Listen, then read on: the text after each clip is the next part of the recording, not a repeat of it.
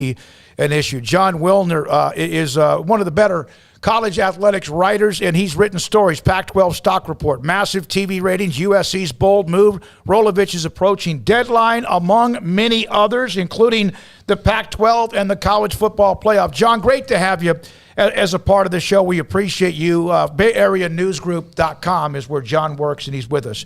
So on the Pac-12 and the alliance, what are your thoughts about I know it's there. It's for reasons that they have this put together. Do you feel like in the end that the non-conference games, that whatever they have scheduled in the future for the non-alliance schools, will those disappear? No, I don't think so. Okay. My understanding is the Pac-12 is going to, the schools are going to do everything they can to keep the games that they got on the books. I mean, there's some really good games on the books. Good games for fans, good games for the schools in terms of, recruiting, exposure, all that kind of thing. Pac-12 has, at least as of like late spring, because I haven't updated my list with any schedules that have been announced recently, but as of the late spring, Pac-12 had 117 games scheduled against Power 5 opponents over the next decade, basically into like 2032. That's a lot of games. And you got, tons of marquee programs on there. So it's going to be interesting to see how they do slot these alliance games in, but I don't think you're going to see mass cancellations at all. John, how do you feel about realignment now that the Big 12 has solidified what their plan is for the future for the Pac-12 and the alliance? Do you feel the second wave will maybe be less dramatic than this with the AAC and all that? I mean, less traumatic for the schools and conferences that aren't involved, and very traumatic for the schools and conferences that are, right? I mean, that's realignment. It hits where it hits. If you're not part of it, it doesn't really affect you. I think everybody at the at the Power 5 level at this point probably is feeling pretty good, right? I mean, it's great that the Big 12 was able to act swiftly and get schools that I think will help. I think part of the reason that I don't know if you guys watched the Alliance press conference, but, they didn't have a whole lot of answers, those three commissioners, right? Mm-hmm. Part of the reason they didn't have a whole lot of answers is because they put that thing together pretty quick and they don't have it, a lot of the stuff isn't in legal contractual form yet. The big reason they put it together quickly was they wanted to try to provide clarity for the Big 12. The Pac-12 especially wanted to get it out there that they were not doing anything so that the Big 12 could know where to turn and could move forward with what's best for itself. John, the Pac-12 has been pretty talkative, or at least I've seen various things about, not wanting to move forward with the college football playoff expansion the way it was presented a few months ago. Where does that kind of stand, and how much of a bump in the road is the Pac-12 plus their alliance partners in this whole thing? Well, the three of them together are, I think, a pretty big hurdle for anybody who wants to move forward quickly. And that was a big part of the reason they've had the alliances to vote, the three of them vote. So now, they didn't want one conference to have to block the other everybody else, but if you've got a three conference block, it's much sturdier, right? And nobody gets alienated. But I think the Pac-12 wants to expand, knows that expansion would be to its benefit. I think that there's a little question as to whether 12 is better than 8, but they want to expand. The big thing, not only for the Pac-12, but a couple other conferences, is the ESPN situation. Mm-hmm. They don't want to expand in a timeline that would allow ESPN to have all 11 games, if it's a 12-team deal, they don't want ESPN to have all 11 games in a non-competitive bidding process. They want the contracts to be opened up, taken to the open market, so that Fox and CBS and Turner, whoever else, can bid on it. So it turns into more of an NFL model. Like the NFL's got 4 networks that broadcast their playoffs. Right? That's what the Pac-12 wants that for sure, and I think the Big Ten does too. You don't want ESPN having every game. Yeah, and it just the timing of how the calendar felt. How much did that kind of make it a little bit greasy in the way the Pac-12 looks at it, or the alliance teams, because the SEC gets Texas, Oklahoma right after there was discussion about the college football playoff expanding? Well, I mean, I think it hit everybody. It was very jarring, I think, all across college sports, what happened. And the fact that, look, I believe when Greg Sankey says that Texas approached him, I believe him. And I've talked to some people privately, and that position has been supported by what they have said privately. Texas went to Sankey. There certainly was a lot of consternation over the fact that Sankey was part of the 12-team process, knowing that he was going to get Texas and Oklahoma, right? It serves SEC's purposes to go to 12. So I think that really jarred a lot of people, even presidents across the Power Five. So now it's like, you know what, let's take a step back. We don't necessarily have to go this quick, and let's reevaluate everything through the lens of a 16-team SEC that includes Texas and Oklahoma.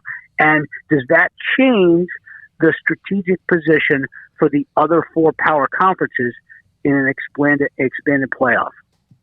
John Wilner joins us, Mercury News as well, and AP top 25 Heisman voter, and a lot of other things that he's involved with, including covering the hell out of the Pac-12. USC fired Clay Helton this week, John, and it's early in the season, but everybody kind of knew this was eventually coming unless he pulled some kind of rabbit out of his hat. What direction do you see Mike Bohn going in? Maybe not a specific person, but what the qualities that USC needs in their next head coach? Well, I think the number one thing, if you get past integrity, high character, all commitment to academics, all that stuff, I think that they're going to hire somebody who's been a head coach, right? They have now promoted. They've had 3 interim coaches in the last 8 years. They are going to hire somebody who has been a head coach before. The question is, you got to find somebody who's been a head coach and been a successful head coach, but is still hungry. And because they need energy. They need energy for recruiting. They need energy for the fan base. So that's a little bit of a delicate balance. But to me, I would be really surprised if they hired somebody who's never been a head coach. Now, it could be somebody who's currently sitting out, maybe working at Fox, for instance, and used to coach Oklahoma. I don't have any idea. But it's going to be somebody who's been a head coach, I'm sure. Do you think before the alliance was formed, the Pac-12 was at any risk? I mean, grant of rights and all that aside, but obviously Kliavkoff has come in and kind of steadied the waters where they were very unsteady before. But prior to the alliance, when Oklahoma and Texas departures announced and all hell starts breaking loose, was the Pac-12 ever in danger in your mind of potentially being poached themselves? I don't think so.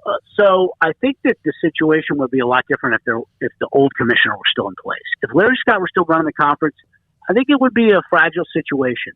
But it all starts with USC, right? Mm-hmm. If USC says we're committed to the Pac-12, then that's a stabilizing force, because there really isn't a combination of schools of which USC is not a part of that would make sense for the Big Ten or anybody else, right? I mean, Washington and Oregon or whoever, their value to an interconference would come as part of an association with USC. So the Trojans, I think, are all in right now with the new commissioner and with the direction of the conference and with the alliance. And I also happen to think that part of the reason that the Pac-12 commissioner, George Kliavkoff, pushed for this alliance was as a defensive maneuver, because he knew if he could get all the Big Ten presidents basically on board with this thing designed to provide a stabilizing force, that there was less chance that those presidents would then turn around and try to poach USC. John Wilner with us, Sikkim 365 Radio. Again, the Pac-12. At times, John, you know this, we always sit there. The argument's not who's the best football conference. The SEC seems to always get that nod for what they've done. The Big Ten can be a part of that conversation on occasion, but it's always who's the weakest of the remaining 3. The Pac-12, the ACC, the Big 12, of course, has been through their drama as well.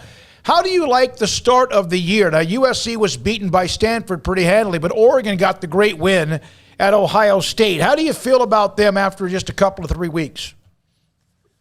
Well, I think it's been a little mixed, because Pac-12 is, I think it's 11-11 non-conference, right? They've lost 2 games to BYU. They've lost 3 games to the Mount West.